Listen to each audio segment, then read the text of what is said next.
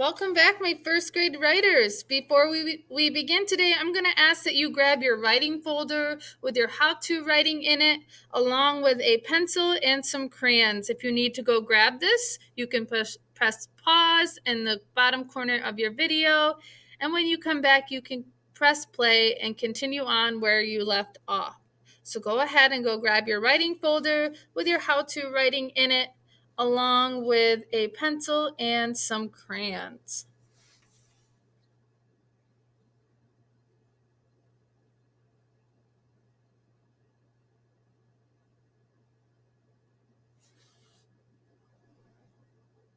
All right. So as writers, we have talked about how important it is to use our words to tell details. Today, I want to teach you that it is also important to put details in our pictures. Our target for today is to add detailed pictures to your how-to writing, and you will know you are successful when you have those detailed pictures at the beginning, middle, and end of your writing. As you can see on my screen right here, I have a book pulled up that is called How a House is Built.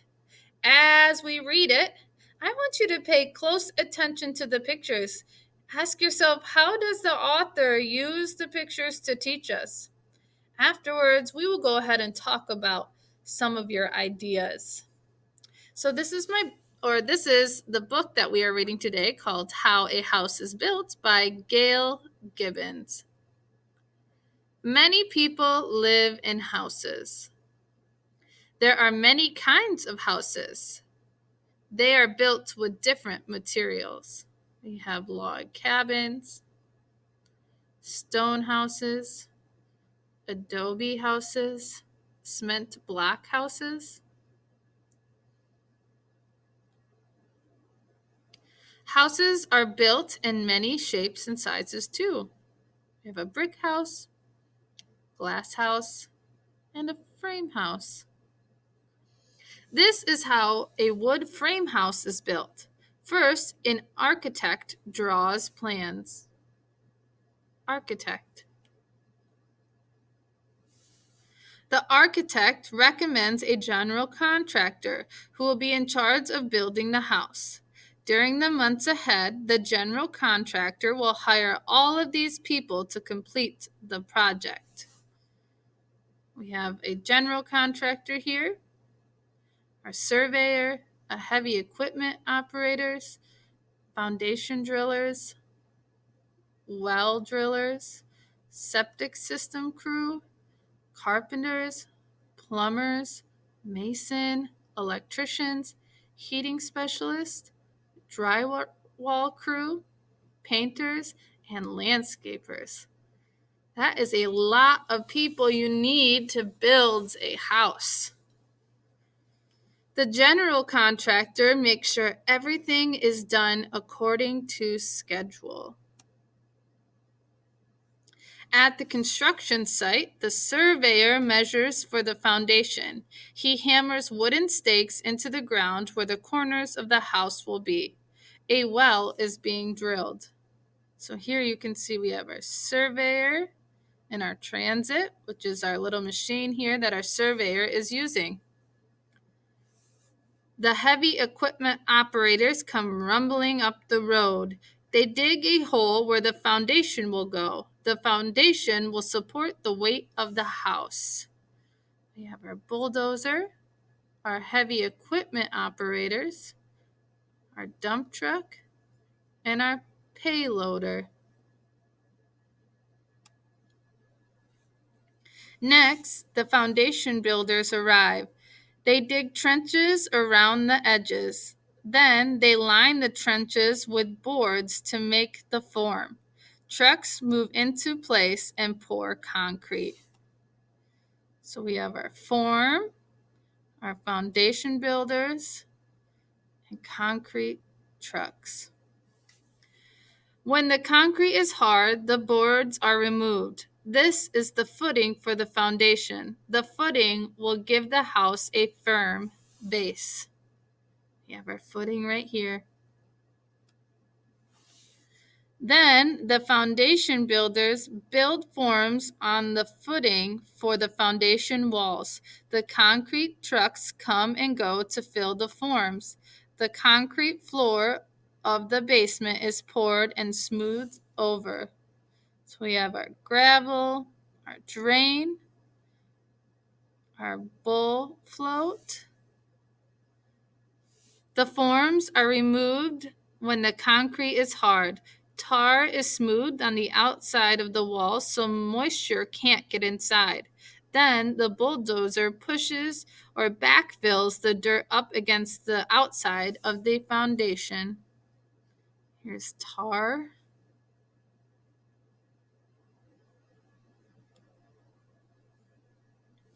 The septic system crew arrives. They dig a hole and lower a septic tank into it. A pipe goes from the basement to the septic tank.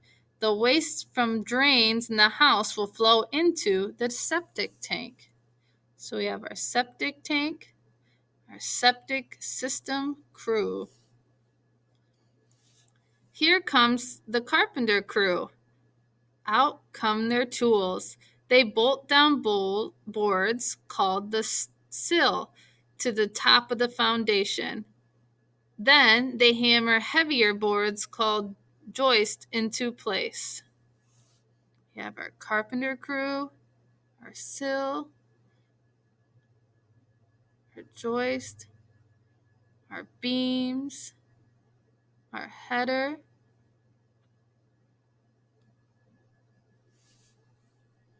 The carpenters nail sheets of plywood to the joist, making what is called a deck. It is the floor of the house. So here we have our deck. Next, they begin to frame the house. They study the architect's plans. They saw pieces of wood to their correct sizes. They nail together an outside wall of the house. The carpenter crew pushes the wall up and nails it into place. So we have our header, a stud, a sole. Another wall goes up, and another. Finally, all the walls are in place. We have a window opening and a door opening. Now the carpenters frame the roof. Roof rafters are nailed to the ridge boards. Soon, the framing of the house will be complete. They begin to enclose the house by nailing sheets of plywood to the outside of the frame. This is called sheathing. Then they saw out the spaces for windows and doors. Felt paper is nailed to the outside of the plywood to keep moisture out. So we have our sheathing, our felt paper, our roof rafters, and our ridge board.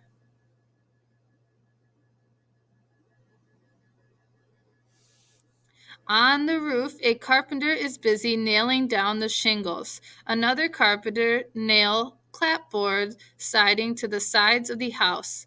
Day after day, the work continues. The mason is almost finished building the chimney. Windows and doors are installed. So we have our shingles, our clapboard, we have our mason,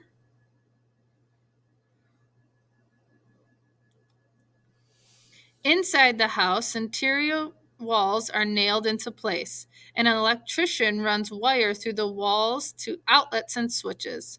Plumbers install the pipes that bring water and faucets and carry waste from drains to the septic system. Installation is tucked between studs to keep heat inside the house. The drywall crew cuts and nails the drywall into place. They smear joint compound onto the drywall joints to make smooth walls. So we have our electrician. He's working on an outlet. We have our plumbers, our interior wall, our drywall crew, a switch, and our joint compound. Oh, and we have our installation. Next, the finished floors are nailed down. Windows and doors are trimmed. The painters paint the walls. Everything is almost done. The electrician hooks up the light fixtures. Cabinets are installed. The plumber puts in the bathtub, toilets, and sinks. The furnace and hot air ducts are installed. We have our trim around the windows, our painters, our heating specialist. Outside, the landscapers notice that the grass they planted is beginning to grow. They dig a hole for one more bush. For many months, this has been a very busy place. At last, the work is done. Now, the house is ready to become a home. We have our landscapers here. And that is the end of our book. And on our last page here, it shows us some different simple shelters that people used in the past.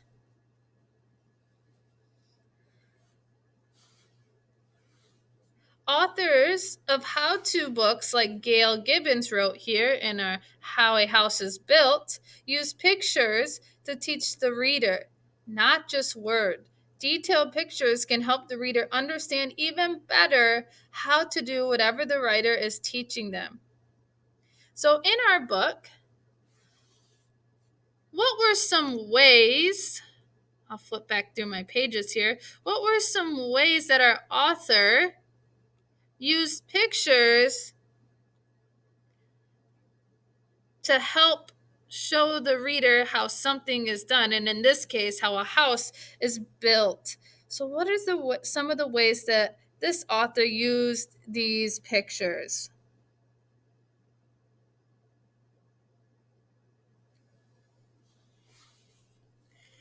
That's right. I noticed in these pictures that she has details in her drawing. In this picture, she's got these bulldozers, she's got this dump truck, and she has this big piece of machinery, which is called a payloader.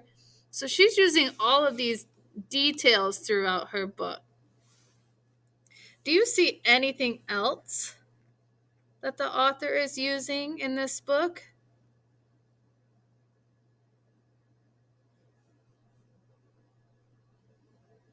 I noticed that too. She uses what are called labels, or she makes sure that she puts labels next to her pictures so that people know what that picture is. In this picture, we have here our surveyor, this man right here, and we have a transit, which you might not know what that is called or what that is unless it has this label here. So she uses labels to label her pictures to help the reader know what exactly that picture is.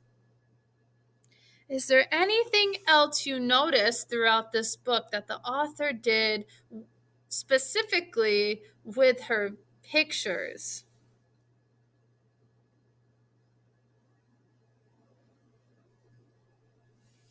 I noticed that too. I noticed that this author used a lot of color to brighten up her pictures and help add to the details of these pictures, because if this was all black and white, it would definitely make it a lot less interesting. But this color kind of helps separate one object from the next. So today, what I want you to do in your writing is I want you to go ahead and go back to your writing, and I want you to add details into the beginning, the middle, and the end of your writing. So today, go ahead and pull your crayons out and your writing out, and you're going to add details in that big square empty space at the beginning, middle, and end of your writing. And I will see you next time for our next writing lesson.